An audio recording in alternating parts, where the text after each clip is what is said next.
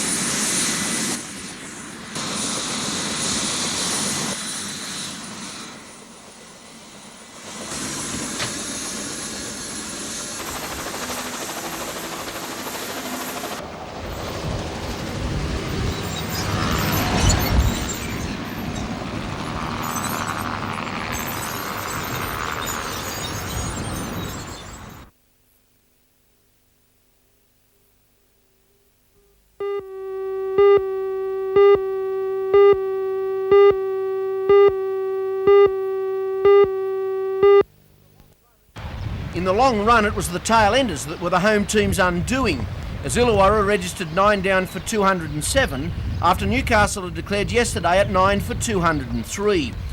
All was going along nicely, and the visitors were 8 for 147, with victory just minutes away it seemed, but the Illawarra tail enders had other ideas and stuck fast to make the win.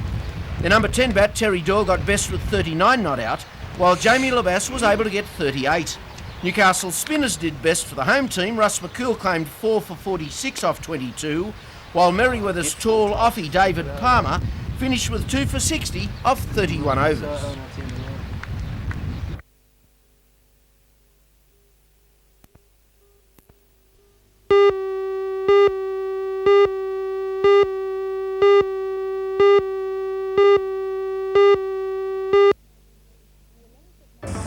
The 11th of November is a significant day for all Australians. 10 years ago, the Whitlam government was dismissed from power, and on the 11th hour of this day in 1918, Germany signed a pact with the Allies which brought an end to the First World War. Today in Civic Park, a remembrance ceremony for all servicemen was held. I'm Melinda Smith and we'll bring you more details tonight at 6.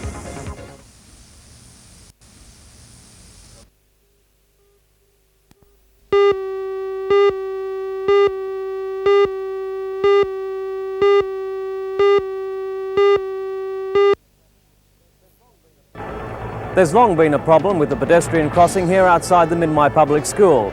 Trucks especially just don't seem to stop. So in an effort to solve the problem, the community got together with the truck operators and tried to solve this terrible problem that could lead to a tragic accident. Details in the story tonight at 6.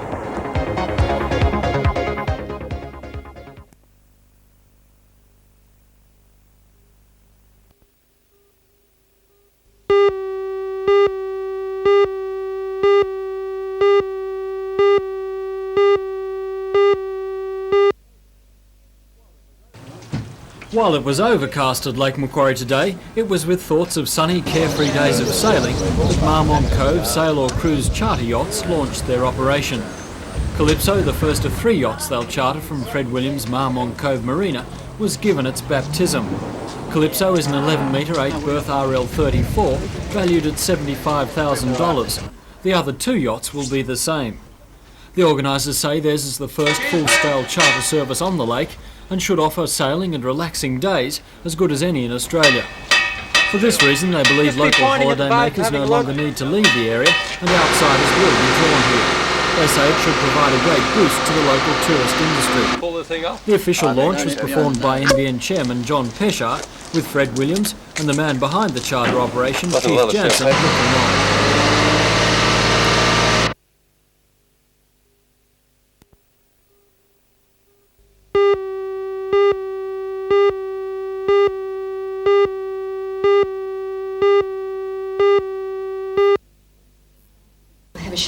move around. Elizabeth Turner is an occupational therapist who for the past 5 years has specialised in health and safety. Today was the first of an 8-session program organised for all electronic keyboard operators at the Newcastle University. The 180 members of staff include all word processors, stenographers, clerical assistants and programmers. An effective demonstration using ergonomic office furniture and a special machine which picks up nervous impulses to muscle fibres showed just how much tension one can experience whilst at work behind a keyboard. RSI is an overuse pain syndrome and it's caused by a combination of both static and repetitive movement. Static movement is when you have to have your head, neck, shoulders in a very fixed position for a long period of time, and of course repetitive movement is when you're doing any form of assembly or keying or process work. Although RSI has been given strong national publicity over the past 5 years, Elizabeth says the problem has been around since late 19th century. So what measures can be taken to prevent such a disease? You can prevent it. You can have a sound working posture, smooth rhythmic technique. You can have breaks and organise your job so that you're not doing the same thing for a long period of time. You can vary, in this particular instance, keyboard work with clerical work so that you're not sitting at a typewriter for very long periods of time, for example, an hour or more. The advice given to anyone who feels they may suffer from RSI symptoms is to get an accurate diagnosis from their doctor immediately. And the amount of muscular activity in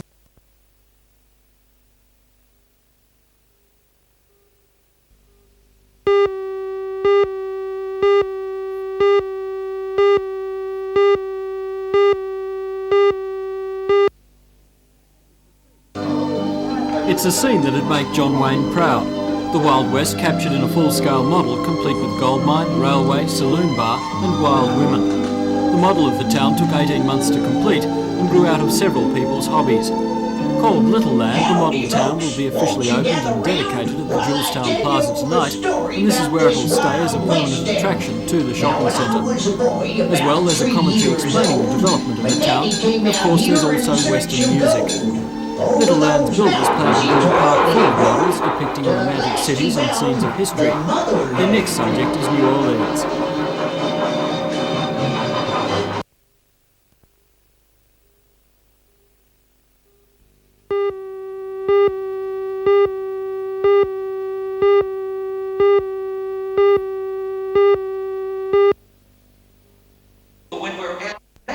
The telephone man from Telecom, Paul Falls, talked with young girls and boys at Maitland Primary School about the correct use of both public and private telephones, especially when mum and dad are out of the house and they are left on their own. Paul has been visiting all primary schools throughout the state for the past 3 years. He says that he's alarmed at the number of children who don't know the correct and safe telephone procedure, and says it falls back on the parents' responsibility to teach them. Do young children know how to use the phones properly? Well, not really, Melinda. Some of them think they know.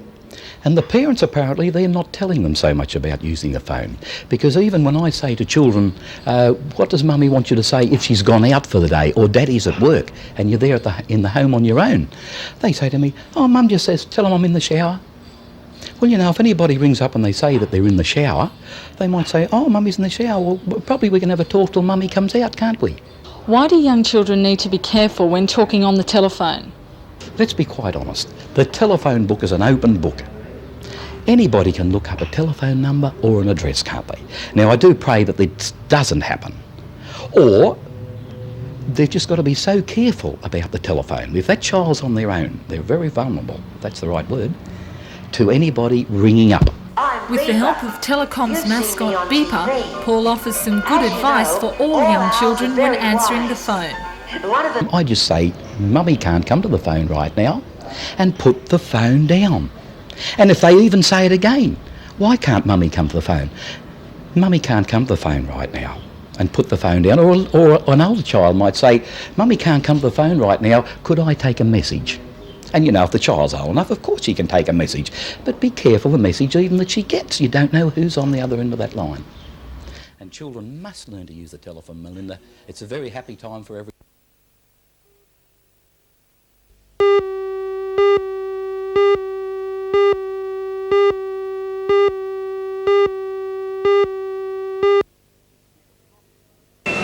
It's been a profitable, if slightly confusing week for the operators of hot bread shops in the region. After an initial burst of panic buying on Monday, most hot bread shops saw only average sales on Tuesday and Wednesday. Demand was strong again this morning, and by this afternoon most hot bread kitchens, including this one at Garden City, were looking very bare. Most small operators are now bracing themselves for a big rush again tomorrow and on Saturday. Meanwhile, the region's big bakeries, Tip Top and Buttercup, are a hive of activity. The management and non-baking staff have rolled up their sleeves and are working long hours doing the job of BTEU members who are striking indefinitely. The bakers oppose bread manufacturer plans to change their working hours. The bakeries are producing only basic lines of bread, but these are finding their way onto supermarket shelves in large volume. Well, as you can see, there's no real shortage of bread, and while you may not be able to get the exact variety you want, the bakeries say that as long as there is no panic buying, there'll be plenty of bread for everyone.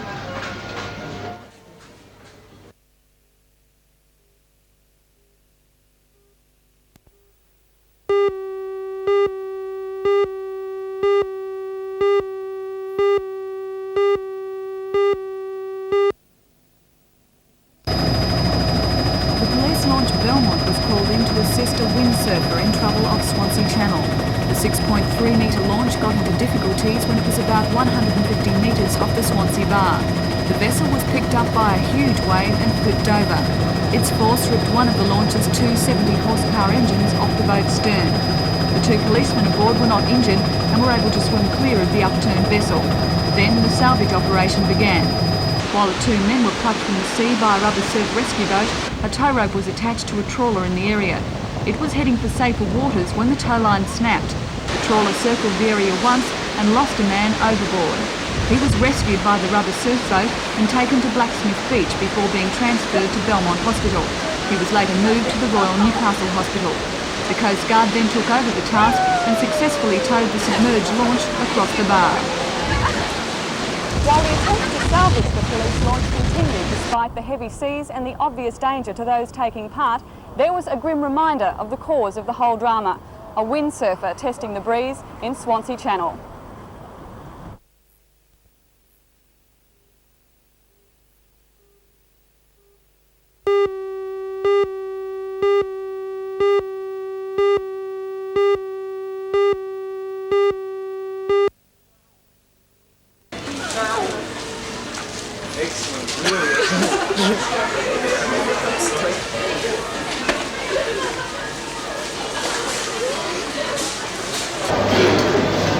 Is it the lot? Yes, $1.37.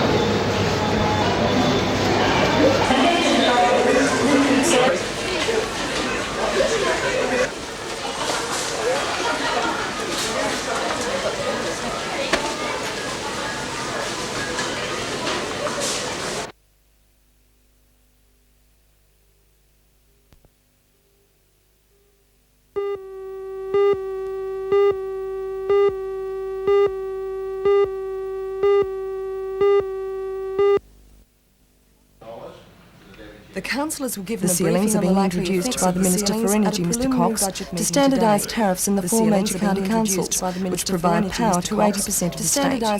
According to the chairman, Councillor John Jobling, the arbitrary restrictions will take away the advantages that the Shortland County Council has worked hard to obtain for its consumers. Although there's more details to be ironed out before the budget meeting on December 5th, Councillor Jobling says the increases are likely to be between 7.3 and 1.25% for industrial users, between 8 and 10% for commercial, and 6.1% for domestic users. There's also a standard $14.40 pensioner rebate. Chairman of the Shortland County Council, John Jobling. Well, the Council's got to look at what we've been instructed to do. We will have to look at the various tariffs. We'll have to look at our capital budget. And we'll have to be very, very careful. We will have this year a new system of budget where we'll assess our income and therefore what we've got left for the various departments that says what we can do. That's the way we'll do it. The elections for the position of Chairman and Deputy Chairman were also held today, with Councillor John Jobling retaining the position of Chairman against Alderman Kevin Evans, and Councillor Ted Trunk beating Alderman John Moss to the position of Deputy Chairman.